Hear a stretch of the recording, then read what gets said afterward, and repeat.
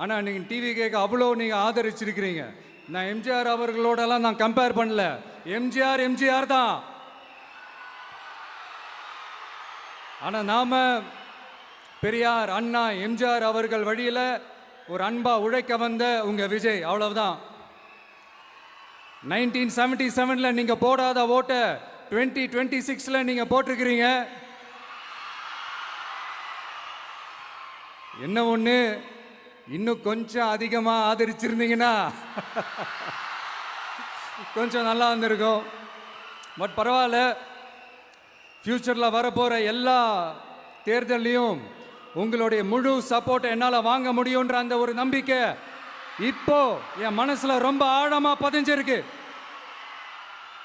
ஏன்னா நீங்க அமைச்சு கொடுத்திருக்கிற இந்த ஆட்சியில எல்லா நன்மைகளையும் நீங்க கண்கூடா பார்க்க தான் போறீங்க அப்படின்ற அந்த கான்ஃபிடன்ஸும் இப்போ என் மனசுல ரொம்ப ஆழமா பதிஞ்சிருக்கு. யார் எந்த நிலைமைக்கு எந்த பொசிஷன்ல போனாலும் இந்த கிண்டலும் கேலியுமா பேசுறது இருக்கதானே செய்யும்.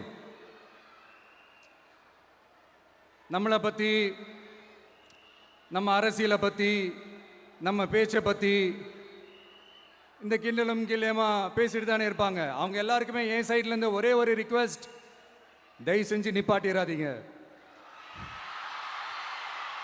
தயவு செஞ்சு கண்டினியூ பண்ணுங்க. நீங்க தான் என்னோட எனர்ஜி ஃபோர்ஸு. நீங்க பேசிக்கிட்டே இருங்க, பேசிக்கிட்டே இருங்க, பேசிக்கிட்டே இருங்க. நான் மக்களுக்கு தேவையான நல்லதை செஞ்சுக்கிட்டே இருக்கேன், செஞ்சுக்கிட்டே இருக்கேன், செஞ்சுக்கிட்டே இருப்பேன். அடுத்து இப்போ நம்ம புதுசாக அந்த சூட்லாம் போட்டு வரோம்ல, அதை பற்றி கூட நிறைய பேர், ஏன் நாமெல்லாம் கோட் சூட்லாம் போடக்கூடாதா?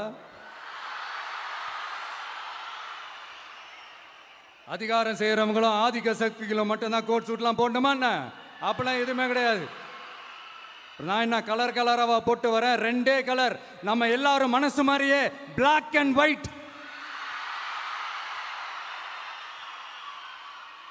எல்லாத்திலும் பிளாக் அண்ட் ஒயிட்டா இந்த விஜய் இருப்பான் அப்படின்னு காட்டுறதுக்கு தான் அந்த கலர். அடுத்து அந்த பிளாக் கூட யாரை குறிக்கும் எதை குறிக்கும்ன்றது நான் சொல்லி தான் தெரியணும்னு அவசியம் இல்லை, அது உங்களுக்கே நல்லா தெரியும்.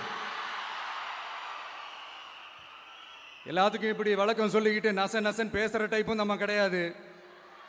உங்களுக்கே தெரியும், அதிகபட்சமாக எல்லா மீட்டிங்களும் 20 நிமிஷம்குள்ளே தான் நான் பேசியிருக்கிறேன். அதனால் இப்போ மக்கள் என்கிட்ட என்ன சொல்கிறாங்க அப்படின்னா, இந்தப்பா விஜய், நீ எங்களுக்காக உழைக்கிறதுக்காக வந்திருக்கிற, அந்த வேலையை மட்டும் பாரு, உன்னை பற்றி பேசுகிறவங்கள நாங்கள் பார்த்துக்கிறோம்.